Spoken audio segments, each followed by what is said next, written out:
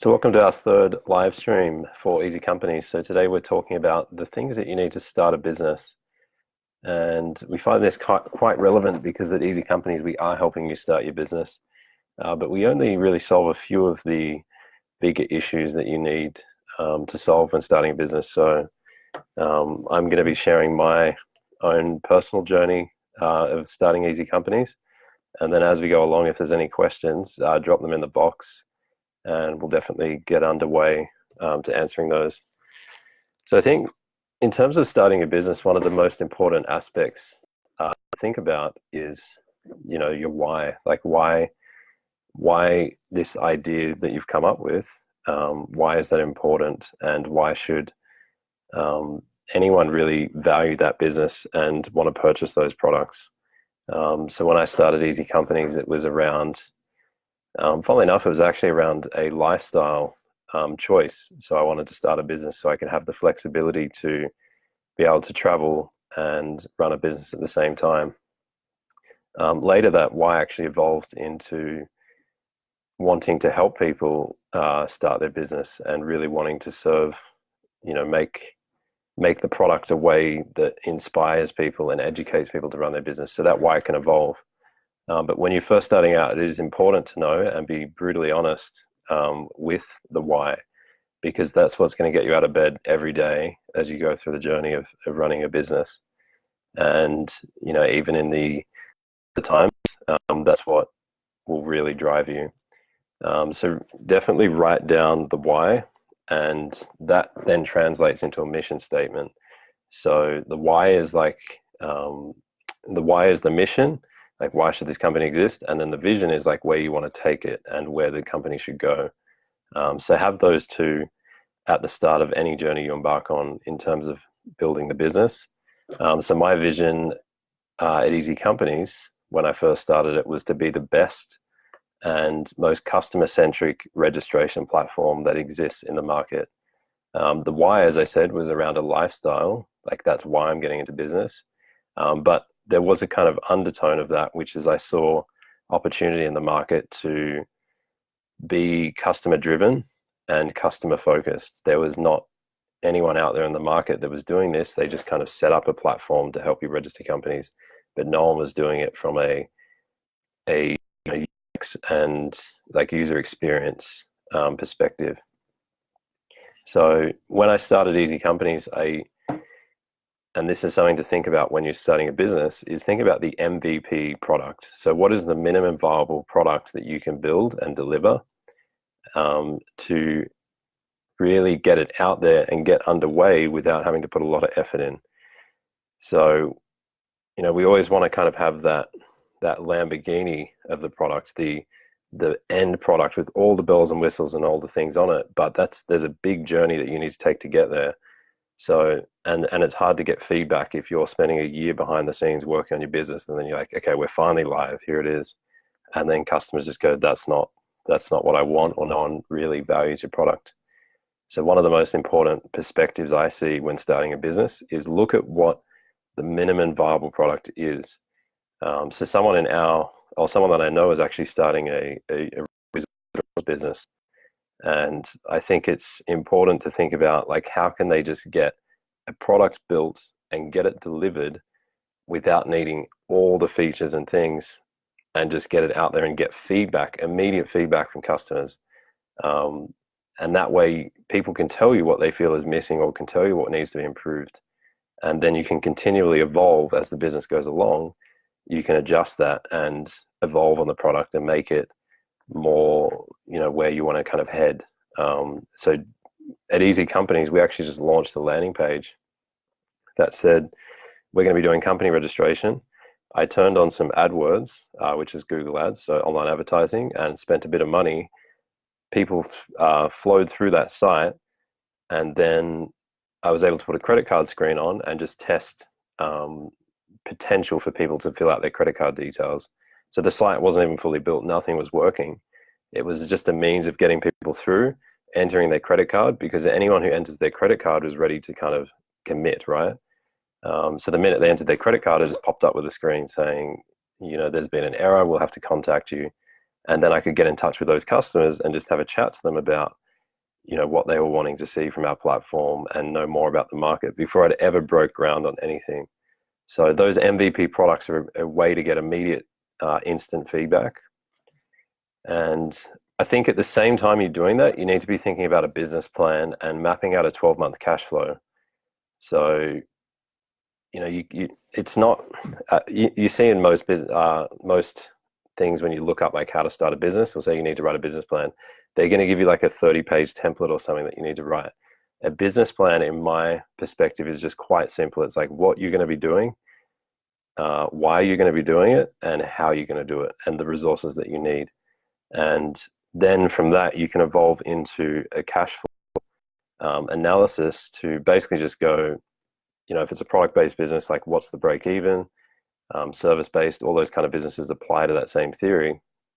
But what is it, that you really need financially to make it work? And it's good when you do that. Like when I did that for EasyCompanies, it was good because it gave me an idea of some of the potential pain points that the business is going to face.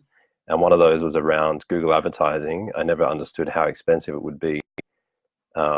But by doing the cash flow analysis, I was able to work that out. And that was actually taking the data from our MVP products. I took the data from that. So if we spent $1,000, for instance, we got 10 credit cards filled out, then I could bring that data and go, okay, it's $100 a lead. And then map that into the cash flow. So that's why it's good to be able to do the MVP product at the same time, because then you're able to use that to map out the cash flow.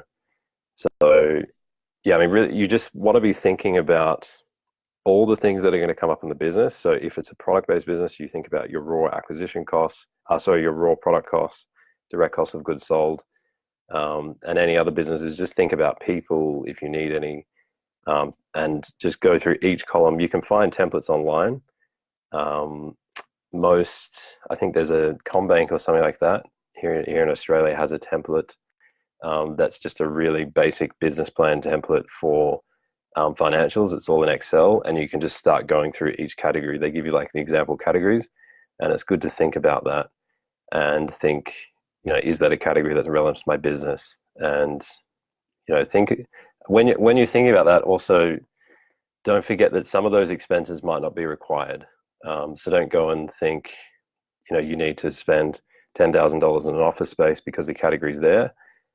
When you're starting out a business, you probably don't need an office right off the bat. It depends, and that's a pretty broad statement, but I happily worked from home or a co-working space for the first 12 to 24 months. So think about that when you're mapping out the cash flow. Don't get too ambitious and too unrealistic about the expenses that you need, but definitely think about whether you will. It's important, and I guess this is where EasyCompanies comes in. It's important to register your business name, register the company name and the domain name. So that's, if you're watching this stream, then you've probably already set up a company with us, but if you haven't, then that would be the place to do it. And at the same time you've set up your company, understand the tax obligations moving forward. An accountant can help with this. We're actually soon to be partnering potentially with an accounting firm, so we'll be offering those services. But go and find an accountant that can look after your tax obligations, or at least do the research yourself to know. So in Australia, generally, there's two key areas that you need to be thinking about, which is BAS, your potentially quarterly BAS or yearly. Most businesses that are just starting out are probably on a yearly flow. But just know that, because at the end of the year, especially if you've earned profit and you do that first yearly BAS, suddenly you find out that 10% of all sales need to be given to the tax office, and you haven't been keeping that 10%, and suddenly you're liable for that, and that actually puts a lot of businesses bankrupt, which is quite sad, just not knowing those obligations. So map that out. I think we have a few blogs on our website about that, but just make sure you've researched that. And if you're not confident with it, go on and find an accountant that can look after that for you. Logo, when it comes to doing a logo and thinking about that, just keep it really simple to begin. Like it follows that MVP approach. I don't think a logo is the only reason people choose your business. The biggest reason they choose it is because it's a valuable product. If you are creative and you want to get into that, go for it. But so many people get stuck on that logo aspect, and they can spend 2 months coming up with a name and a logo. And that's 2 months that could have been spent making a better product. And people will just overlook things like that. Don't come off corny and, do a really cheap logo, but there's plenty of sites out there for, $500 you can just get. Do a few iterations, choose the best one, and just go with it. Stick to it. You can always change it. We rolled with a logo that was literally just a font and a little tick icon. It wasn't professionally designed. I did it in 5 minutes, and we had that for 4 years, and there was never a problem. So it just follows that MVP approach. It comes down to your value proposition. That's why people are choosing your business. Then you need to set up a website for e-commerce. Have a think about using things like Shopify. I know they take like 2 or 3% of your business, of your sales, but in the early days, that translates to time that you just don't have to waste on things like setting up these platforms.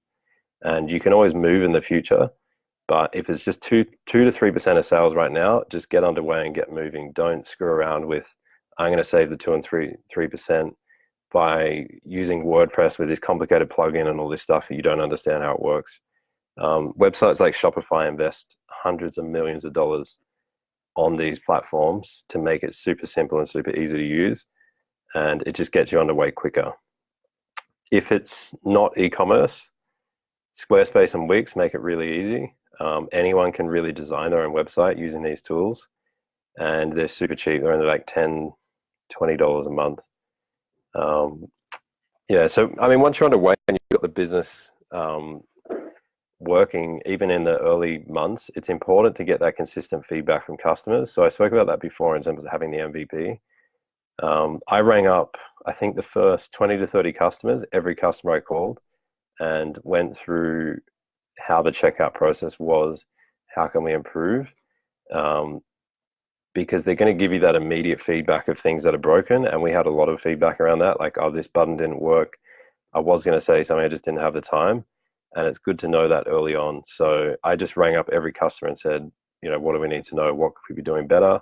And what are we missing?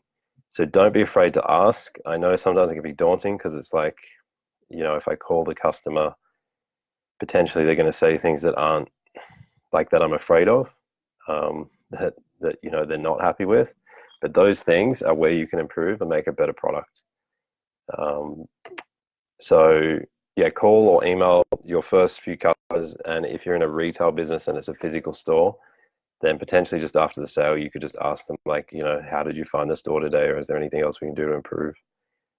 So the other main point in terms of, getting underway, so now you've got the business working, realize that it takes time for a business to be profitable. So there's no such thing as overnight success. It took about 9 months for EasyCompanies to be profitable to a point that we weren't losing more than we were spending, and about, I'd say it's about 12 to 14 months before I could actually pay myself a salary. So one of the best things when you're starting a business is to not put not to have this vision that it's like, I'm going to quit my job, I'm going to start a business, and this business will be paying me a salary in 3 months. It's unrealistic, and I think that's where a lot of people go wrong. It's good to have, obviously, the energy behind you and the drive to push you into working on the business, but a thing that I did was just get a part-time job. Actually, it was at university tutoring, and that gave me the capacity to be able to do, I think it was like four hours a week, and that would pay like $800. So they were paying me $200 an hour at university, and that's enough. Like, that was enough to then just work on the business part-time for the rest of the week. So look at the potential of having a side job around, I mean, that's an unrealistic rate to get paid, but look at the potential for having that part-time job and then work on your business the rest of the time. So it doesn't have to be full-time, because it's going to be draining if you're working a full-time job and then at night time you're trying to work on the business. But start with that side hustle mentality, and then when it looks like things are working well, then quit your job. It just adds more pressure when it's like, I'm going to go all in, that's it. Unless you have the capacity for raising investment, which is a whole nother topic that we'll discuss at another time. But if you're bootstrapping a business, definitely figure that out. And I think the final point that I wanted to raise, so if you have any questions while you're watching this stream, definitely leave those and I'll get to those. But it's really like I didn't have everything figured out, and I still don't today.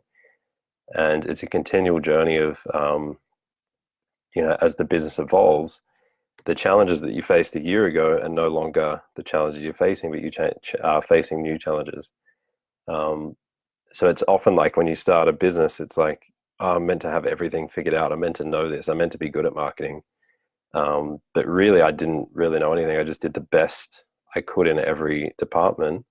If I wasn't good at finances, I just kind of tried to get by as much as I could because I knew my skills came out in technology and marketing. So my weakness was finance. So I just kind of accepted that that's fine. Like I don't have to be good at finance right at this moment. So you don't need to have all the problems solved. Just work kind of day at a time, like at one problem at a time, not the bigger things. They'll solve themselves over time. So yeah, that's really it. So we don't have any other questions submitted. So we'll end this stream now.